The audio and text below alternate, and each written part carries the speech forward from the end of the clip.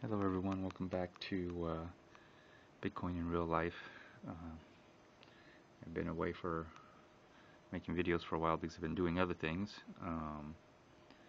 But so far, I want to talk about a couple things that's happened. Um, I guess, I don't know if I mentioned this, but I'll mention it anyways, but no, I don't think I will. Let me see, what did happen so far? Um, I think All right, one of the things I want to talk about, I guess if you haven't already known, is was it NatWest Bank is basically closing the account of RT, which is Russian television. I thought that was interesting. It's kind of weird. What does this have to do with Bitcoin? Well, really nothing, but just the fact that a lot of Bitcoiners and Bitcoin companies have had their even me myself have had my accounts just close in a very similar fashion where you just get a letter saying we're gonna, from so and so, we're gonna close your account, and that's it. Final decision made. So that's the only relation to Bitcoin. Other than that, I just find it very ironic that a Russian, state-owned Russian news show um,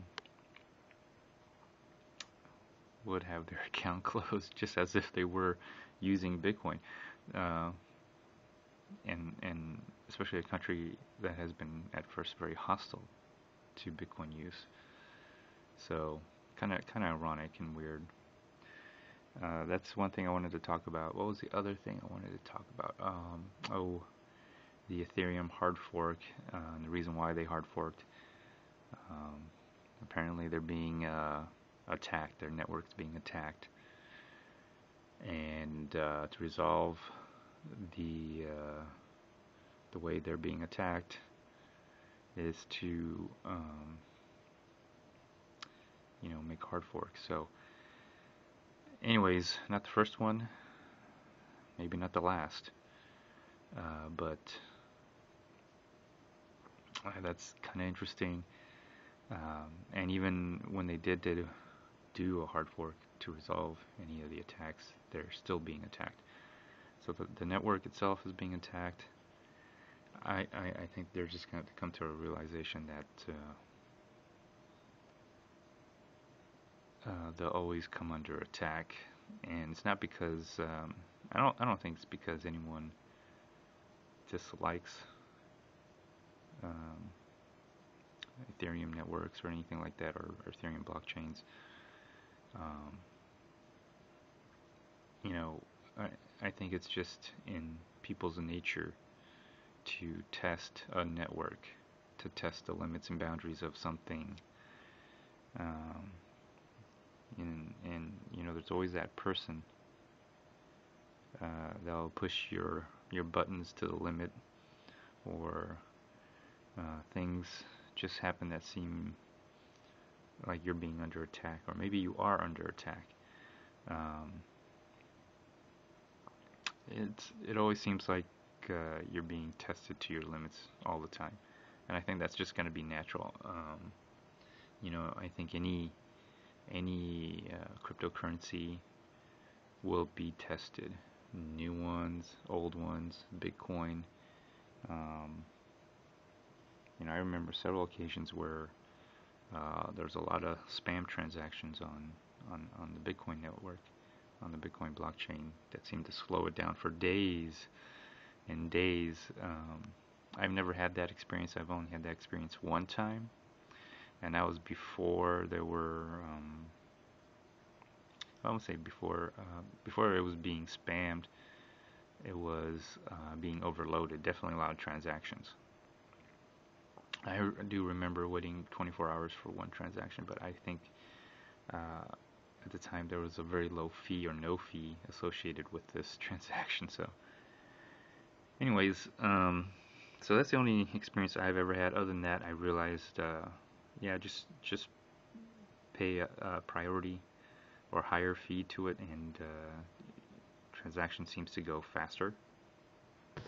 So, anyways, that's the only thing that I had in mind there regarding the hard fork on Ethereum, is that I think they'll just always be under attack, and it's not, again, because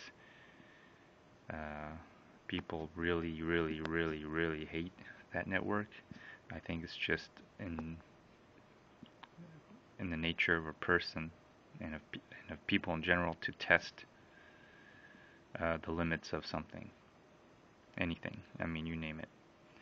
Anyways, that goes to my third thing I want to talk about, the final thing I want to talk about, and that is propaganda. Propaganda. I want to talk about that a little bit because if you ask me, propaganda is nothing more than marketing. And if you look at marketing and you look at propaganda, they seem to correlate well, because I think they're almost one and the same. And so, sorry, someone called me right there. Propaganda is really just marketing. If anything, it's social marketing. And if you look at a lot of social media, and everything that the internet has done to bring message or information or thoughts to the masses, to the people in general, all over the world at once. In general, not everybody. You got to have some electricity and some internet connection. But for the majority, we're the populace.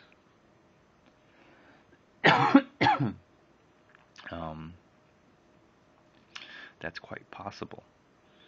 And let's say you didn't get it within the minute or within the second, you got it within a couple days. I mean, because even if there was no internet, just the spread of the word, of your words,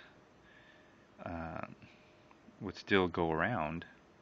And instead of getting a couple seconds, you got it in a couple days. You heard word of mouth and news travels. And so, that's the kind of, social media we live in. And propaganda is nothing more than marketing of social media, in my opinion.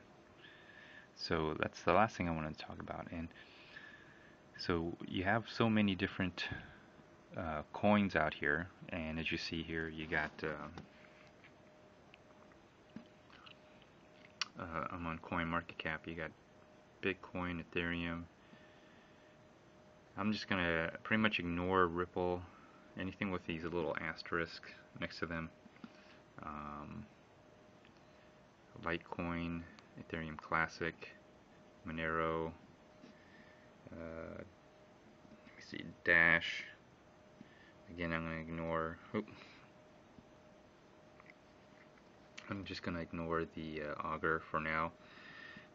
When I first saw this, it was way up here. It was like third, and it just slowly dropped its way down. If you look at the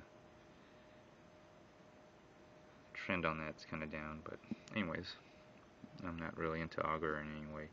And then you got Steem, which has dropped quite a bit. I don't know what that is. That's 23 cents. Wow. I don't know if it can continue going down, but ironically, Steem-backed dollars are still almost $1. But Steem, the coin itself, is 23 cents, 24 cents right now. Let's just say 25. Makes it easier. Anyways, you got all these different coins and cryptocurrencies with their own blockchain. Obviously, they're susceptible to attacks. As you can tell by Ethereum, Bitcoin's been attacked. I don't know if Litecoin's ever really been attacked. Um, Ethereum Classic has been attacked because basically they share the same vulnerability. Um, Monero, I don't know if Monero or Dash has ever been attacked. They probably have in some way. Most of these uh, blockchains will be attacked, and not because they're hated. Maybe some because they're hated, but mostly to test the network, how strong, how weak. This makes a big difference, and so propaganda is gonna be one of those tools in which you can use to